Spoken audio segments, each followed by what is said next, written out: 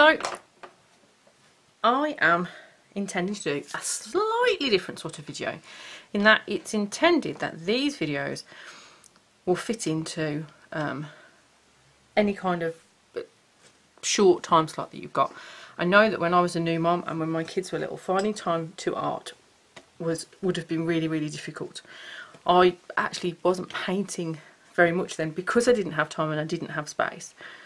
I did a lot of scrapbooking that I could pick up and put down or prepare things for, and so the intention for these videos is that if you want to incorporate mindful watercolours into your day or every few days or your week and you've got a limited amount of time, this is a great place to go to. They're also a great way to build skill and technique, to get to know what we're doing, and they are fun. The three core principles of mindfulness that I use in my approach are to be present, to focus on being present with what we're doing, to approach it with curiosity and a sense of fun, being interested in what we're doing and curious about what we're doing, and not really focused on an end product, and to be discerning. And when we're discerning, we are discerning, we say what we like and what we don't like, but that's not a judgment about ourselves or how good or bad we are at art. So with each of those three things, you're not expected, I don't expect myself to be perfect with all of them. They're a little bit like a muscle that we exercise. And so when we find ourselves moving away from being present, or moving away from being discerning, or moving away from being curious and interested and kind of really focused on, oh, but it's got to look just right, then we just take a breath. We gently remind ourselves of our intention and bring ourselves back to that, but we do it in a way that is gentle and non-judgmental. That's really important, because what we're doing is building a kind of mindfulness muscle, and the more you do it, the more you practice it, the more you gently bring yourself back over time, honestly, the easier it becomes. So that's the kind of focus and the purpose of these videos. For all of them, I'm going to have a timer that I'm going to set for 5 minutes once I'm ready to start painting. I will get all of my resources ready each time, and they will include the little mindful moment notebook that I'm working in, a set of paints, maybe a different set of paints, but any set of paints. It really doesn't matter what colours or even what paints. I'm using a range of professional watercolours across different brands, but you could just as easily do it with a school set. Your results might look different, so the end product might be different, but the benefits you get from the process will be just the same. I've got a pot here, you can just about see it, that has got some plain water in. Lots of people have 2 pots for water, one for cool colours, one for warm colours, or one for rinsing your brush and one for wetting paints to keep the colours clean. These are all fantastic things, and if you can do those, absolutely do them. I forget, so I just change my water regularly. I've got the brushes out that I want to work with for this session, a mixing palette, I use a ceramic one, I've got a tissue, and my things sit on a tea towel, so that if I need to dry water off my brush, I just do it straight onto the tea towel. That's what works best for me. So before you begin your 5 minutes of mindful watercolours, you need to have these things together. If you're in limited space, a really good solution can be to put these onto a tray that can go on a bookshelf, so you can just lift the tray off. You can even work on the tray and do it like that. Another solution can be that you could utilise things like these water brushes, so you don't need separate brushes. You can have a much smaller pot of water if you want, and you can even do without the pot of water and just mix it with some water on your palette by squeezing them out. Just have to make sure you fill them up after each session. So spend a little bit of time, maybe 5 minutes, considering how you can organise your resources so they are ready for you in one place, so when you get 5 minutes you can pick it up and go. That there's no sorting out, there's no gathering, that it's all there for you.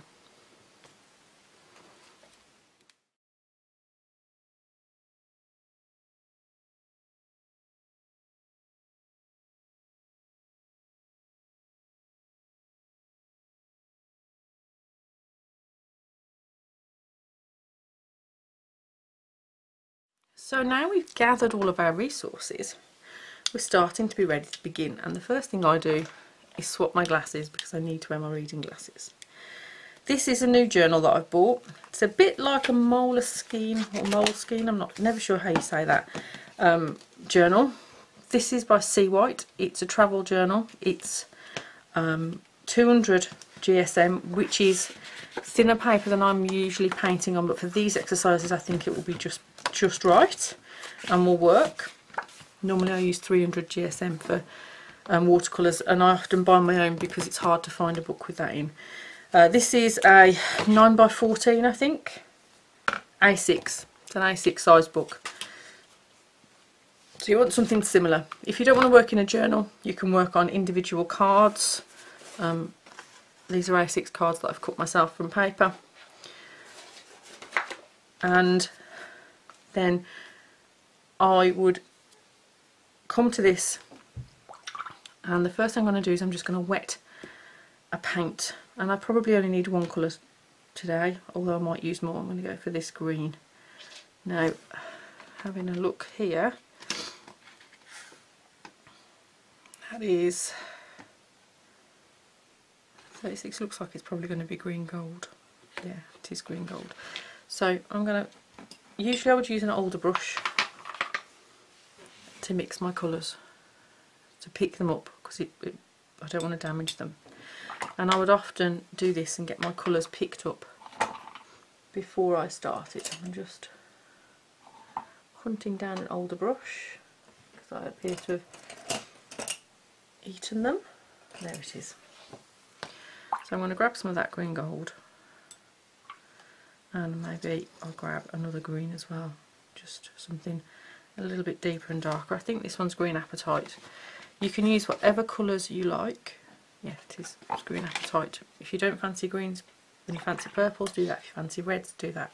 So get some watery mixes of your colours mixed in your palette, and then we are ready to begin. So if you need to do anything to get yourself ready to begin, now is a really good time to pause the video and get all of your things sorted.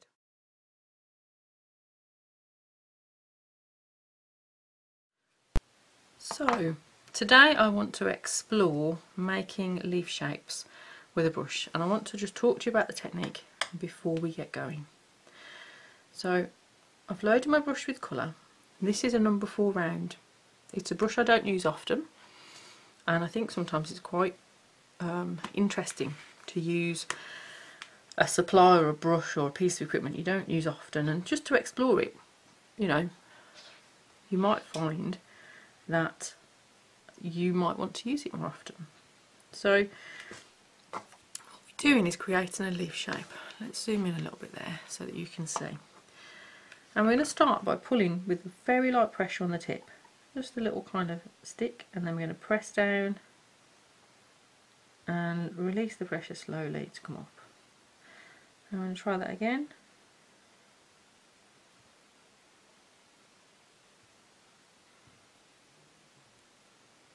Let's see what kind of leaf shapes we can create with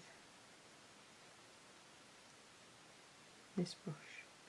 It's a very soft brush compared to what I usually use. And so that's what we're going to do. We're going to explore that. And I'm going to fill this page with leaf shapes. You may see me swap brushes. I've got a smaller one here, that is a number 2. You can swap brushes as much or as little as you like. So I'm going to start the timer, and now that we know what we're doing, we've got our resources. Just before we start the timer, this is what I'm going to count as where we're beginning, and I'm going to say that we're setting our intention to just be present with what we're doing, to be focused on what we're doing, and to approach this with curiosity. And when we're talking to ourselves in our heads, we're going to be kind and gentle and not judgmental and just discerning. So for instance, I really like the fact that that's got a little point on it, so I might want to do that again. Maybe one of the other ones didn't have so good a point in it, and I might say, yeah, that point isn't quite how I like it. Maybe I'll try a little bit longer for the lighter pressure next time. But it's not judgmental. So I'm going to start the timer, and we're going to do just 5 minutes of mindful watercolours together. Now this bit of the video, I'm probably going to just pop some nice music over, because you know exactly what I'm going to do. It's going to be lovely and simple, and we're just going to enjoy the process together.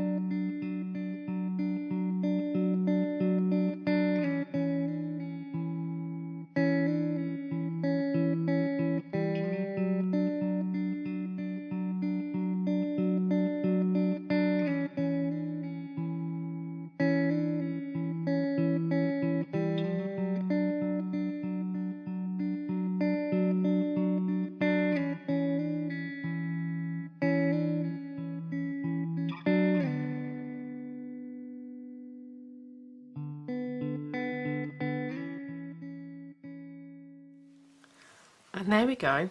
That was just 5 minutes of playing with my brush and making beautiful leafy marks. And I actually got so into it that you may have noticed that the last leaf I did, I jumped because the timer went off.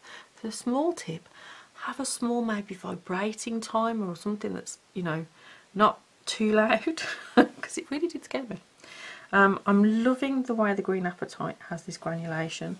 I really like the way the green gold can kind of lay over the top of them.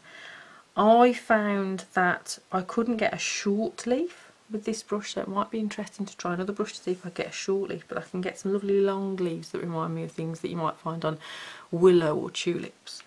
So some lovely kind of exploration and ideas there, and I was able to be curious about my greens, about how the brush felt on the paper, about how fast and slow, about how thin I made them. And I could repeat this exercise now with different brushes and in different colours, because just because they're leaf shapes, they could also be long petal shapes, couldn't they? They could be almost anything, so they could be any colour. So I hope you enjoyed that, and I'm inviting you to continue exploring the kinds of ways you can use your brush with this light and firm pressure to create leaf shapes, maybe with some different brushes. Take care, and I'll see you at the painting table soon.